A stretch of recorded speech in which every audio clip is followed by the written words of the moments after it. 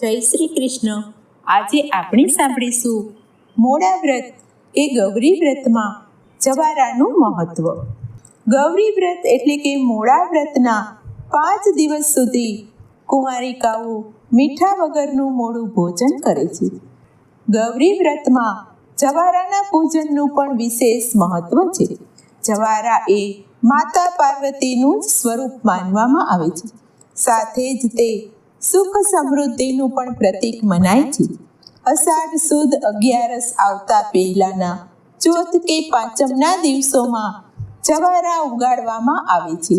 એક વાંસની ટોપલીમાં કાળી માટી અને છાણિયું ખાતર ભેળવીને ટોપલીમાં માટી પાથરતા જઈને તેમાં 7 ધાન, ઘઉં, જવ, મગ, તલ, ચોખા અને તુવેર, ચોળા એમ 7 ધાન માટીમાં વાવવામાં આવે છે. ત્યારબાદ તેને રોજ સવારમાં થોડું પાણી પીવડાવવામાં આવે છે. અષાઢ સુદ એકાદશી આવતા જ આ જવેરાઓ ખીલી ઉઠે છે અને મોટા થઈ જાય છે. અષાઢ મહિનો એ વરસાદનો અને હરિયાળીનો મહિનો મનાય છે. આમ કુંવારી કન્યાઓ ખેતીનું મહત્વ સમજે છે.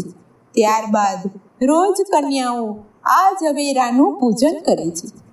રૂની પૂણી લઈને તેમાંથી નાગલા બનાવે છે. રૂની પૂણીને કંકુ વડે રંગીને તેમાં ગાંઠો વાળીને આ નાગલા તૈયાર કરે છે. તે નાગલા એ શિવજીનું પ્રતીક મનાય છે. આ શિવજી રૂપી નાગલા પાર્વતી રૂપી ઝવેરાને અર્પણ કરવામાં આવે છે. શિવજી તો મૃત્યુંજય છે, તો માતા પાર્વતી મૃત્યુંજયા છે. પછી ઝવેરા પર આ બનાવેલ નાગલા કન્યાઓ ચડાવે છે. નાગલા અર્પણ કર્યા બાદ ઝવેરાનું કંકુ અક્ષતથી પૂજન કરીને આરતી કરે છે. આમ શિવ શક્તિ બંનેની પૂજા કર્યાનો ગૌરી વ્રતનો મહિમા છે. જવારાની પૂજા કર્યા બાદ નાની બાળાઓ ભેગી થઈને ખેતર ખેડવાની વિધિ કરે છે. જમીન પર નાના ભાગમાં પાણી છાંટીને તેમાં ચાસ પાડીને તેમાં બીજ રોપે છે અને પછી ફરી પાણી છાંટે છે. પછી રોજ આ પાંગરતા બીજને જોઈને તે ખૂબ જ પ્રસન્ન થાય છે. આનું મહત્વ છે કે વાસ્તવમાં જીવન પણ એક ખેતર જ છે, જેમાં જેવું વાવશો તેવું જ પામશો, તેવું જ લણશો.